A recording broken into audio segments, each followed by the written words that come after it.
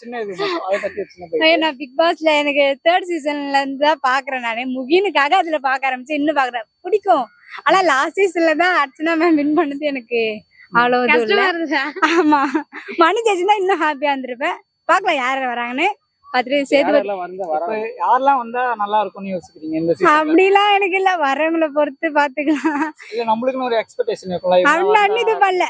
ஆனா விஜய் சேதுபதி சார் வர்றாரு. விஜய் சேதுபதி வந்து கமல் அளவுக்கு பண்ணுவாருன்னு நினைக்கிறீங்களா? பண்ணுவாரு. பட் கமல் சார் அளவுக்கு வருமான்னு தெரியல. தனித்தனி எல்லாரும் தனித்தனியா இருக்கும். சோ அவர் ஸ்டைல் வேற இருக்கும், இவர் ஸ்டைல் வேற இருக்கும். அது பாத்துட்டோம். சிம்பு சாத்துமே பாத்துட்டோம். இவத்தை பாக்கலாம் இது எப்படி இருக்குன்ட்டு. இப்போ டிடிஎஃப் வாசன் இவங்க எல்லாம் வரேன்னு சொல்லிருக்காங்க. அது எப்படி இருக்கு? அப்படிங்களா? டிடிஎஃப் வாசன் ஜோயா இவங்க எல்லாம் வரேன்னு இருக்காங்க. அவங்க 2 பேரும் ஒன்னா போட மாட்டாங்க எனக்கு தெரிஞ்சு. தனித்தனியா வேணா தெரியல. நான் அவ்வளவா அவங்களதெல்லாம் பார்க்க மாட்டேன். யூடியூபர்ஸ்லாம் அவ்வளவு வீடியோ பார்க்க மாட்டேன். கேள்விப்பட்ட வரைக்கும் பார்க்கலாம். வந்தாருன்னு எப்படி பண்றாரு, எப்படி இருக்காருன்னு, அவ்வளவுதான். அதுக்கப்புறம் இப்போ பிக் பாஸ் வருதுல்ல, அதுல விஜய் சேது கமலுக்கு பதில் விஜய் சேதுபதி வராரு. அது எப்படி இருக்கும்னு நினைக்கிறீங்க?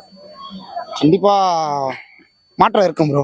ஏன்னா அவர் வந்து பாத்தீங்கன்னா பழைய காலத்துல இருந்து வந்த ஒரு மனிதர். ஏன்னா அவருக்கு வந்து பாத்தீங்கன்னா நெளிவு சுழி எல்லாமே தெரியும். எங்கால இப்ப புதுசா வந்ததால இவருக்கும் தெரியும். இருந்தாலும் உடனே வெளியே காட்டிக்க முடியாது. கண்டிப்பா ஒரு சேஞ்ச் இருக்கும் ப்ரோ.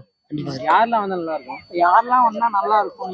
டிடிஎஃப் இவங்க எல்லாம் வர மாதிரி இருக்குன்னு சொல்றாங்க. இல்ல ப்ரோ, ஆக்சுவலா பிக் பாஸ்ன்றது வந்து பாத்தீங்கன்னா எல்லார் வீட்டு சேனல்லையும் ஓடுது. நைட் ஆனாலும் எல்லாரும் குழந்தைங்கள இருந்து பெரியவங்க வரையும் பாக்குறாங்க. அதனால வந்து பாத்தீங்கன்னா அனுபவம் ஆளுங்க போட்டா கண்டிப்பா நல்லா இருக்கும். இப்போ நீங்க சொல்ல மாதிரி இது புதுசா வராங்க பாத்தீங்களா, அவங்களெல்லாம் கொடுத்தீங்கன்னா கண்டிப்பா ஷோ எப்படி இருக்குன்னு தெரியாது. கமெண்ட் தான் அதிகமா ஓடுமா. வீட்டுக்குள்ள சண்டை வந்துடும் இதால. அதனால வந்து பாத்தீங்கன்னா நல்லா இப்போ நீங்க சொல்ற மாதிரி விஜய் சேதுக்கு நல்ல ஒரு பர்சன், ரெண்டாவது மெச்சூர்ட் பர்சன் தான். அவருக்கு வந்து பேசுறதுக்கு முன்னாடி 4 வாட்டி யோசிச்சு தான் பேசுவா போல. அதனால ஓகே தான், எங்களுக்கு தெரிஞ்சு ஓகே. இந்த வருஷம் அவரே இருக்கட்டும். ஓகே. TTF fan? ஆமா, டிடிஎஃப் ஃபேனாடா? உண்மையாடா? TTF fan.